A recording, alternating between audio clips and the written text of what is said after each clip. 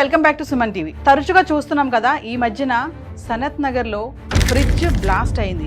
ఏంటి fridge blast అవ్వడం అనుకుంటున్నారా? అవునండి, ఇది నిజమే.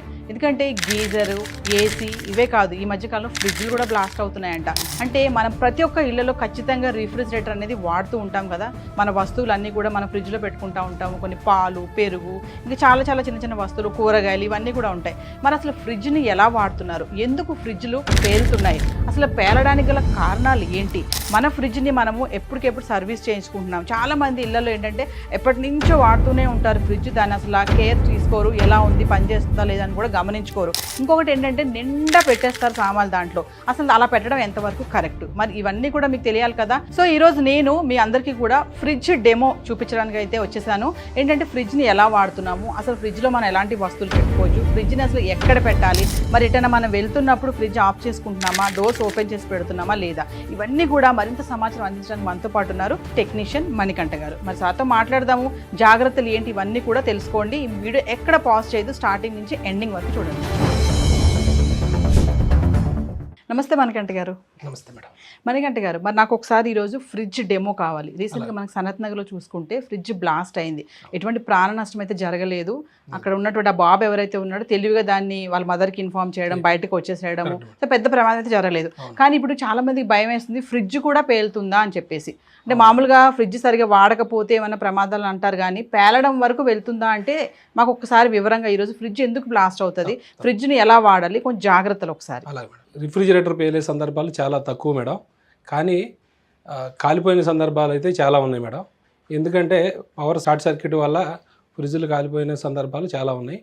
అదేవిధంగా కంప్రెసర్ ఓవర్లోడ్ అయినప్పుడు కూడా ఇది ఎలక్ట్రికల్ పార్ట్స్ ఏదైతే ఉన్నాయో అవి షార్ట్ సర్క్యూట్ వల్ల కాలిపోవడం జరుగుతుంది. అయితే మణికంఠ గారు, ఇప్పుడు చాలా మందికి వచ్చినటువంటి డౌట్ ఏంటంటే ఫ్రిడ్జ్లు కూడా పేలుతున్నాయి అంటే ఎలాంటి జాగ్రత్తలు తీసుకోవాలి? మామూలుగా ఇంట్లో మనం ఫ్రిడ్జ్ పెట్టామనుకోండి, కొంతమంది వాల్కి క్లోజ్గా పెట్టేస్తారు, కొంతమంది డిస్టెన్స్ పెడతారు అక్కడ. కానీ మళ్ళీ కమింగ్ టు ఫ్రిడ్జ్ ఇన్సైడ్, ఇంకా లోపల చూసుకుంటే మనము అసలు ఫ్రిడ్జ్లో ఇప్పుడు లోపల ఎలాంటి వస్తువులు ఎలా పెట్టుకోవాలి ఏంటి? కొంతమంది నిండా పెట్టేస్తారు, ఇంకా అసలు ప్లేసే ఉండదు అనమాట.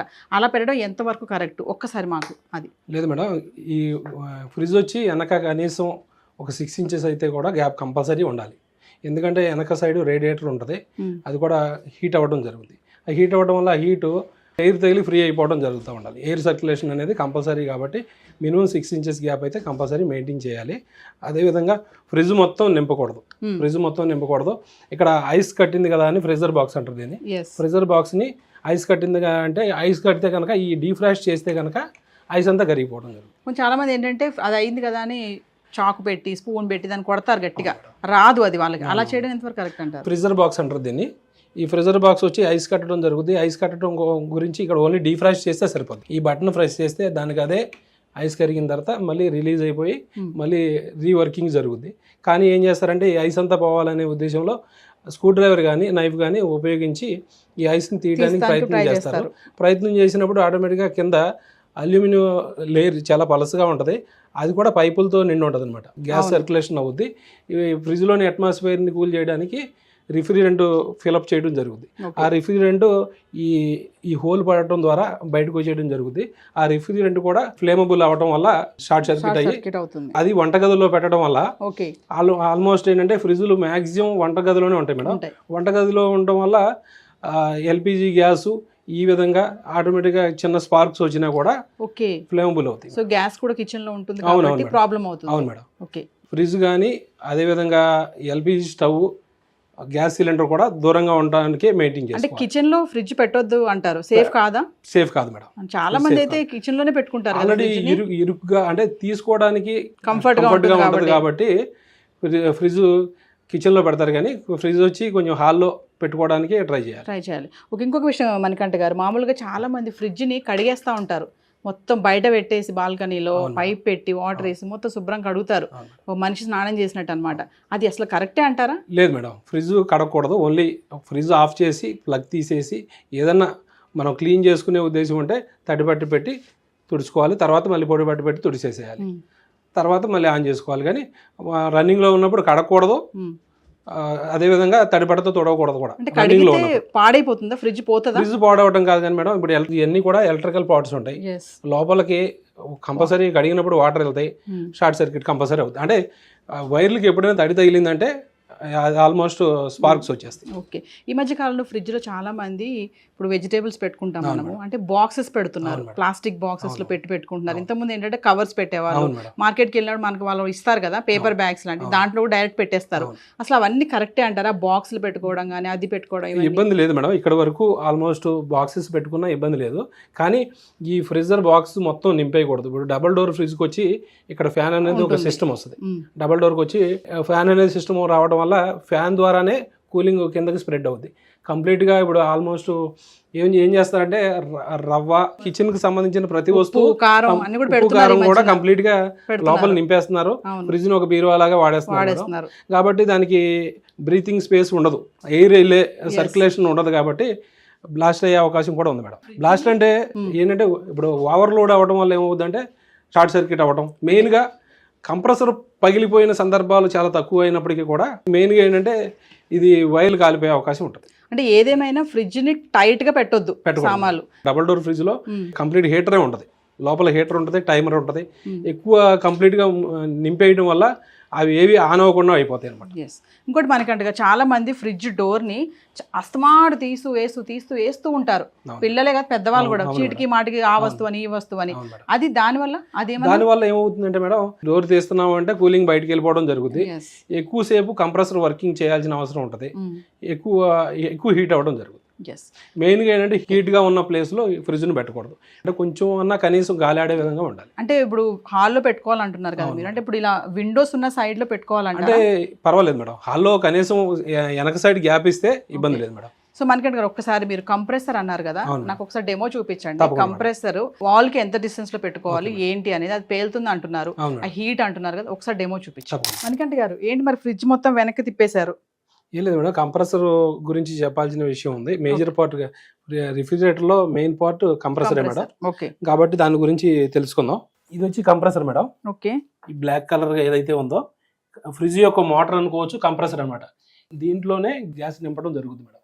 దీని ద్వారా గ్యాస్ నింపడం ద్వారా ఈ గ్యాస్ సర్క్యులేషన్ రేడియేటర్లో సర్క్యులేట్ అయ్యి లోపలికి గ్యాస్ వెళ్ళడం ద్వారా కూలింగ్ ఏర్పడుతుంది మేడం.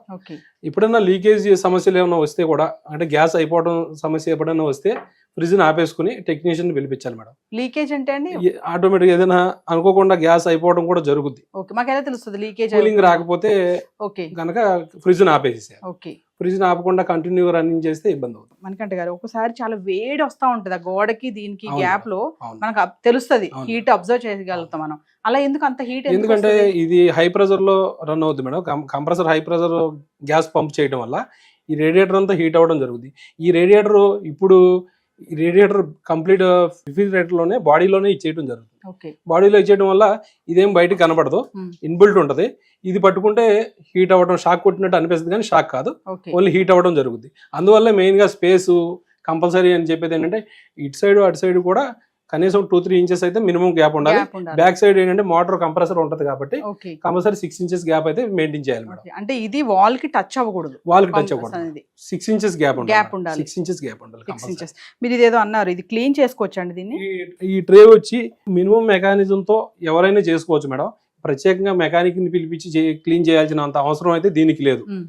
కాబట్టి ఈ రేడియేటర్ ఏదైతే ఉందో ఇది బ్రష్ తో క్లీన్ చేయటం, ఇక్కడ 2 స్క్రూలు తీసేస్తే ఈ ట్రే బయటకు రావడం జరుగుతుంది. ఎందుకంటే డీఫ్రాస్ట్ బాక్స్ లో ఏదైతే ఐస్ కట్టిందో ఆ ఐస్ కట్టిన వాటర్ అంతా మనకు డీఫ్రాస్ట్ అవుతుంది.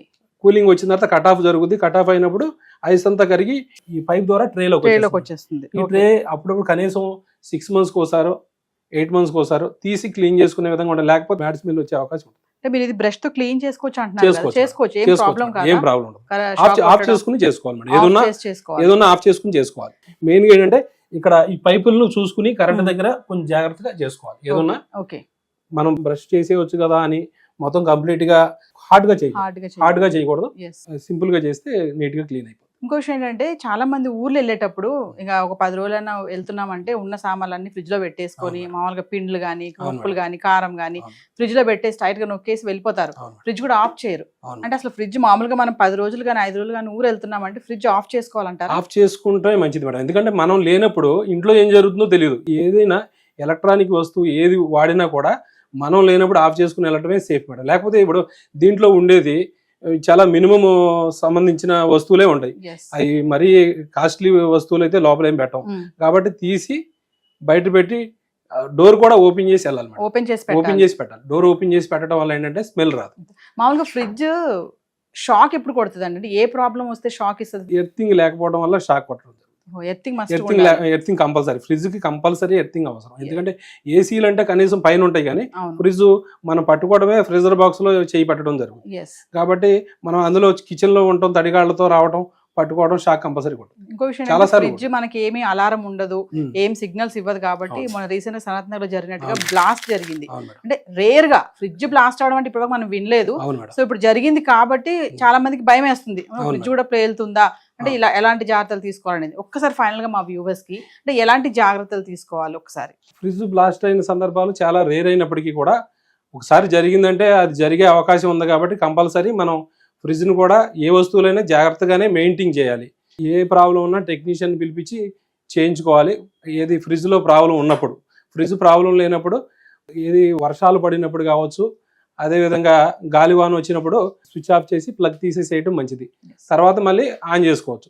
అంతేగాని అలా పెట్టేయడం వల్ల ఏంటంటే పవర్ ఎక్కువ రావడం వల్ల కాలిపోయే సందర్భాలు ఉంటాయి. స్టెబిలైజర్ కూడా కంపల్సరీ రిక్వైర్డ్ ఉంటుంది కంపల్సరీ. మరొకసారి డిస్టెన్స్ ఎంత పెట్టాలంటున్నారు వాల్ కి ఫ్రిడ్జ్ కి? Refrigerator back side minimum 6 inches maintain చేయాలి గ్యాప్. మరి ఇంకొకటి అండి, ముఖ్యంగా ఏంటంటే ఫ్రిడ్జ్ ని కిచెన్ లో పెట్టొద్దు అని అంటున్నారు. నాకు ఇప్పుడు కొత్తగా అనిపిస్తుంది. చాలా మంది ఫ్రిడ్జ్ ని కిచెన్ లోనే పెడతారు. మరి దానివల్ల ఎల్పిజి గ్యాస్ ఉంటుంది కాబట్టి ప్రాబ్లం అంటున్నారు. అదొక్కసారి మా వ్యూవర్స్. స్పేస్ ఎక్కువ ఉంటే కిచెన్ లో పెట్టుకోవచ్చు మేడం. స్పేస్ ఇరికిచ్చి కంప్లీట్ గా ఫ్రిడ్జ్ ని టైట్ గా పెట్టకూడదు. స్పేస్ ఎక్కువ ఉంటే పర్వాలేదు. అది ఎల్పిజికి దీనికి మినిమం డిస్టెన్స్ కూడా ఉండాలి. అందువల్ల లేదు అంటే అవకాశం ఉంటే దూరంగా పెట్టడానికే ట్రై చేయాలి. మణికంఠ గారు ఒక్కసారి ప్లగ్ బాక్స్ గురించి మాట్లాడారు కదా, అది కూడా చెప్పండి. అదేదో మీరు వోల్టేజ్ చెప్తున్నారు కదా, అదొకసారి. ప్లగ్ బాక్స్ వచ్చి మల్టీప్లగ్స్ లో పెట్టకూడదు మేడం. దీనికంటూ సపరేట్ ప్లగ్ ని అరేంజ్ చేసుకుని పెట్టుకోవాలి. లేదంటే 4 రకాలుగా ఉన్న ప్లగ్లో పెట్టేసి ఏమవుతుందంటే వేరే వేరే లోడ్ వేయటం వల్ల ప్లగ్ బాక్స్ కాలిపోయే అవకాశం ఉంటుంది.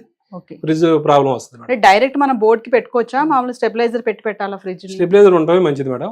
ఎందుకంటే ఇప్పుడు వచ్చేయన్ని ఇన్వర్టర్ సంబంధించిన ఫ్రిడ్జ్ లో వస్తుంది. పీసీబీ బోర్డు ఏంటంటే తొందరగా ఖరాబ్ అవ్వడం జరుగుతుంది. పవర్ ఎక్కువ తక్కువలో ఏదైనా వచ్చిందంటే అదే షార్ట్ సర్క్యూట్ అవుద్ది. కాబట్టి స్టెబిలైజర్ కంపల్సరీ పెట్టుకుంటేనే మంచిది మేడం. మామూలుగా పవర్ పోయినప్పుడు ఇన్వర్టర్ ఆన్ చేస్తారు కదా, ఇన్వర్టర్ అన్నారు కదా, ఫ్రిడ్జ్ కూడా ఆన్ చేసుకోవచ్చా? అది లేదు మేడం. అంటే ఇన్వర్టర్ వేరు, ఇన్వర్టర్ టెక్నాలజీ వేరు మేడం. ఇప్పుడు వచ్చే ఫ్రిడ్జ్లు అన్ని కూడా ఫ్రిడ్జ్లు కావచ్చు, ఏసీలు కావచ్చు, అన్ని ఇన్వర్టర్ టెక్నాలజీ మీద పీసీబీ బోర్డు మీద రన్ అవ్వడం జరుగుతుంది. థ్యాంక్ యూ మణికంఠ గారు. సో వ్యూవర్స్ చూసారు కదా, మరి మణికంఠ గారు చాలా క్లియర్గా ఎక్స్ప్లెయిన్ చేశారు. మరి మీరు కూడా ఫ్రిడ్జ్ని ఇలాగే వాడుతున్నారా?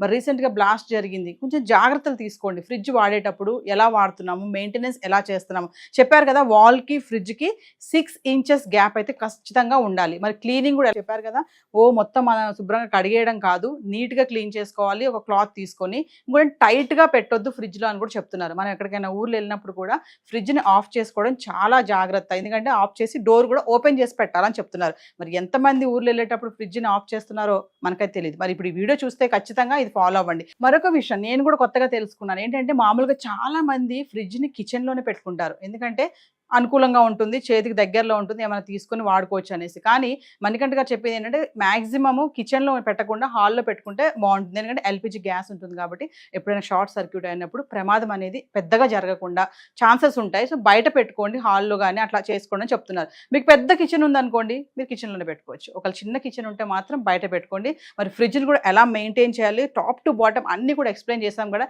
ఇది వీడియో చేయడానికి గల కారణం కేవలం అవేర్నెస్ కోసమేనండి. మరి వీడియో ఎక్కడ పాజ్ చేయదు, స్టార్టింగ్ నుంచి ఎండింగ్ వరకు చూడండి. మరొక ఇంట్రెస్టింగ్ టాపిక్తో మళ్ళీ మేము ముందుంటాను. This is Naveena signing of.